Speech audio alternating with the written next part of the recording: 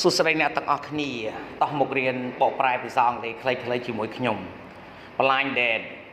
การเรียกกูสกอร์ได้เรียบจำลายในกรมหุ่น this week สัปดาห์นี้ Sally Fogg 25 tennis coach meets Dominic Evo 29 actor Sally Fogg อายุ25ឆ្នាំគឺជាគ្រូបង្ហាត់លេងកីឡា tennis បានជួបជាមួយនឹង Dominic Evo អាយុ29ឆ្នាំគឺជាតារាសម្ដែងប្រុសម្នាក់ They met in a Chinese restaurant called Ping Pong ពួកគេបានជួបគ្នានៅភោជនីយដ្ឋានចិនមួយដែលមានឈ្មោះថា Ping Pong Will they ever meet again តើពួកគេនឹងជួបគ្នាម្ដងទៀតមែនទេ Sally talking about Dominic Sally កំពុងនិយាយអំពី Dominic First impression ការចាប់អារម្មណ៍ដំបូងHe was friendly, tall and attractive. គាត់រួចរាក់ទាក់ខ្ពស់ហើយតាក់ទាញ We laughed together from the start. I think because we were both a bit nervous. ពួកយើងបានសើចទាំងអស់គ្នាពីការចាប់ផ្ដើមខ្ញុំគិតថាពីព្រោះតែពួកយើងទាំងពីរនាក់មានការភ័យបុកពោះបន្តិចបន្តួច What did you talk about? តើអ្នកបាននិយាយអំពីអ្វី So many things, places. We want to travel to such as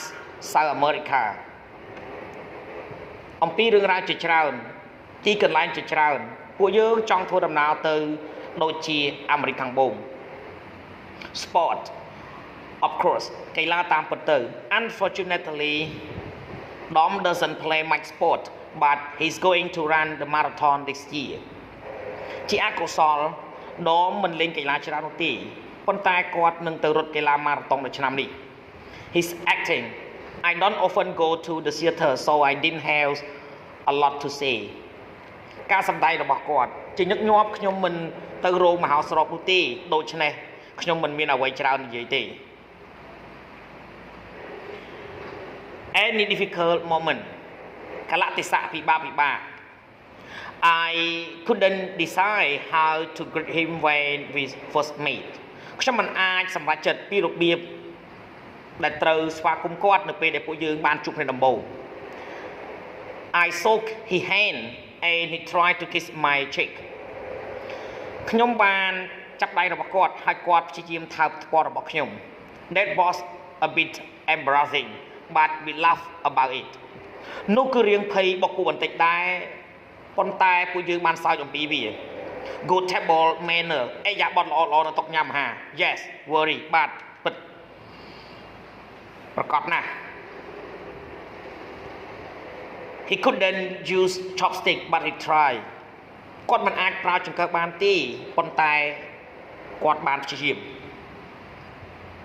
Best thing about him រឿងរ៉ាវដែលល្អបំផុតអំពីគាត់ He was chatty and funny គាត់គឺជាមនុស្សដែលចូលចិត្តនិយាយគ្នាលេងហើយកំ pl ែង He didn't just talk about himself he asked me questions គាត់មិនគ្រាន់តែនិយាយអំពីខ្លួនឯងនោះទេគាត់បានសួរខ្ញុំនៅសំណួរជាច្រើន It was nice to meet guys who wasn't crazy about football វាពិតជាល្អណាស់ដែលបានជួបមនុស្សម្នាក់ដែលមិនមុខងល់អំពីបាល់ទាត់ Did you go on somewhere តើអ្នកបានបន្តទៅកន្លែងណាផ្សេងទៀតទេ Just to Aquarius next to the restaurant គ្រាន់តែកន្លែងរៀនការ៉េមួយនៅក្បែរភោជនីយដ្ឋាន There was a piano with a note text Please play me so Dom did មាន piano មួយដែលមានការសរសេរថាសូមមេត្តាលេងខ្ញុំមកដូច្នេះ Dom ក៏បានលេងវា He can play the piano very well គាត់អាចលេង piano បានយ៉ាងល្អ It was a great way to end the evening វាគឺជាវិធីដ៏អស្ចារ្យដើម្បីបញ្ចប់នៅពេលល្ងាច He lived out of town so he went to get his strength គាត់បានរស់នៅខាងក្រៅទីក្រុងដូច្នេះគាត់បានទៅជិះរថភ្លើងរបស់គាត់ Mark out of 10 ដាក់ពិន្ទុ10 I like him more and more as the evening progress 8ខ្ញុំចូលចិត្តគាត់កាន់តែខ្លាំងទៅនៅពេលល្ងាចខ្ញុំឲ្យពិន្ទុគាត់8 Would you like to meet again តើអ្នកចង់ជួបគ្នាម្ដងទៀតទេ Maybe ប្រហែលហើយ We swap number so we'll see ពួកយើងបានបដូរលេខទូរស័ព្ទគ្នាដូច្នេះពួកយើងនឹងរងចាំមើល Dominic talking about Sally Dominic កំពុងនិយាយអំពី Sally first impressions ការចាប់អារម្មណ៍ដំបូង she smile a lot នាងញញឹមជាច្រើន she has a lovely smile and amazing green eye នាងមានការញញឹមដែលគួរឲ្យស្រឡាញ់ហើយនឹងភ្នែកពណ៌បៃតងដ៏អស្ចារ្យ I think she was a bit nervous ខ្ញុំគិតថានាងរៀងភ័យបកពួកបន្តិច I love her red dress it was very red indeed ខ្ញុំស្រឡាញ់រ៉ូបពណ៌ក្រហមរបស់នាងវាពិតជាក្រហមណាស់តាមពិតទៅ What did you talk about តើអ្នកបាននិយាយអំពីអ្វី Everything travel we both want to visit Chile cooking I love it Zali hates it sport I hate it Zali loves it but I am training to run the marathon for a charity The theaters I have a small part in a small theaters at the moment អ្វីគ្រប់យ៉ាងការធ្វើដំណើរពួកយើងទាំងពីរនាក់ចង់ទៅទស្សនាប្រទេសឈីលីការចម្អិនអាហារខ្ញុំស្រឡាញ់វាសាលីស្អប់វាកីឡាខ្ញុំស្អប់វាសាលីស្រឡាញ់វាប៉ុន្តែខ្ញុំកំពុងតែវឹកហាត់ដើម្បីរត់កីឡាម៉ារ៉ាតុនសម្រាប់សប្បុរសធម៌មួយរោងមហោស្រពខ្ញុំមានពាក្យហ៊ុនតូចមួយនៅក្នុងរោងមហោស្រពតូចមួយនៅគណៈពេលនេះ Any difficult moments កលៈទេសៈដែលពិបាក not really ដូចជាមិនមានអីនោះទេ Oh yes I could see that the waiter knew it was a blind date អូបានខ្ញុំអាចដឹងថាអ្នករត់តុបានដឹងថាវាគឺជាការណាត់ជួបគ្នាដែលរៀបចំឡើងដោយក្រុមហ៊ុន That was embarrassing នោះរៀងគួរឲ្យអាម៉ាស់បន្តិចដែរ Good table manner អេយ៉ាបត់ល្អៗនៅតុញ៉ាំអាហារ Very good ពិតជាល្អណាស់ I like a girl who enjoy her food and she could use chopsticks ខ្ញុំចូលចិត្តក្មេងស្រីម្នាក់ដែលពេញចិត្តនៅអាហាររបស់នាងហើយនាងអាចប្រើប្រាស់ចង្កឹះបាន I was impressed with that ខ្ញុំពិតជាចាប់អារម្មណ៍រឿងនោះណាស់ Best thing about her រឿងរ៉ាវអមផុតអំពីនាង The green eye ភ្នែកពណ៌បៃតង and she was really easy to talk to ហើយនាងគឺពិតជាងាយស្រួលណាស់ដើម្បីនិយាយទៅកាន់ She was interested and interesting នាងពិតជាគួរឲ្យចាប់អារម្មណ៍ខ្លាំងណាស់ She didn't just talk about sport នាងមិនគ្រាន់តែនិយាយអំពីកីឡាឡើយ Did you go on somewhere តើអ្នកបានបន្តទៅកន្លែងណាផ្សេងទៀតទេ Well we didn't go far បាទពួកយើងមិនបានទៅណាឆ្ងាយទេ We found a piano they asked all over the cities at the moment with sign saying please play me ពួកយើងបានស្វែងរកឃើញ piano មួយពួកវាគឺនៅគ្រប់ទីកន្លែងទាំងអស់នៅក្នុងទីក្រុងនៅគណៈពេលនេះជាមួយនឹងការសរសេរថាសូមមេត្តាលេងខ្ញុំមក I play but I'm not very good ខ្ញុំលេងប៉ុន្តែខ្ញុំមិនល្អឡើយ Sally saying she can't sing at all Sally បានច្រៀងនាងមិនអាចច្រៀងបានតតែសោះ We made a terrible noise ពួកយើងបានបង្កើតសំឡេងឡូឡាដ៏រំខានមួយ It was good fun វាពិតជាសប្បាយណាស់ Then she caught the bus home បន្ទាប់នោះនាងក៏បានឡើងជិះរថយន្តក្រុងទៅផ្ទះ Marks out of 10 ដាក់ពិន្ទុ10 She can't sing but I like her 9 នាងមិនអាចច្រៀងបានទេប៉ុន្តែខ្ញុំចូលចិត្តនាងខ្ញុំឲ្យពិន្ទុ9 Would you like to meet again តែអ្នកចង់ជួបគ្នាម្ដងទៀតទេ Definitely ប្រកាសណាស់ She left very hurriedly but she has my number នាងបានចាក់ចេញយ៉ាងតក់ក្រហល់ប៉ុន្តែនាងមានលេខទូរស័ព្ទរបស់ខ្ញុំ What happened next តើមានអ្វីកើតឡើងបន្ទាប់ Dominic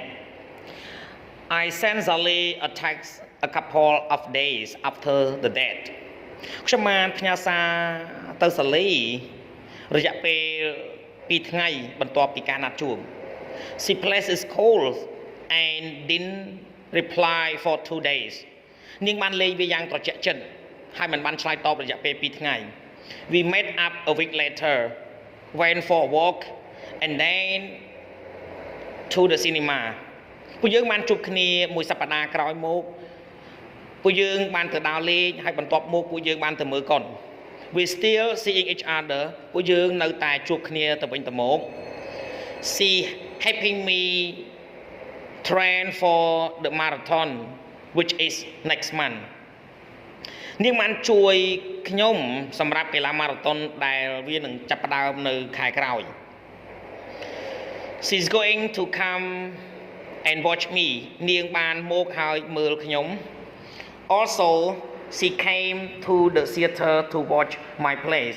and she said she liked it ជាមួយគ្នាផងដែរនាងបានមករោងមហោស្រពហើយមើលការសម្ដែងរបស់ខ្ញុំហើយនាងនិយាយថានាងចូលចិត្តវា I'm going to meet her parents next weekend ខ្ញុំនឹងទៅជួបឪពុកម្ដាយរបស់នាងនៅថ្ងៃចុងសប្តាហ៍ I'm a bit worried about that but I enjoy being with her a lot ខ្ញុំមានការព្រួយបារម្ភអំពីរឿងនោះបន្តិចបន្តួចដែរប៉ុន្តែខ្ញុំពិតជាពេញចិត្តណាស់ដើម្បីនៅជាមួយនាងជាខ្លាំង Sally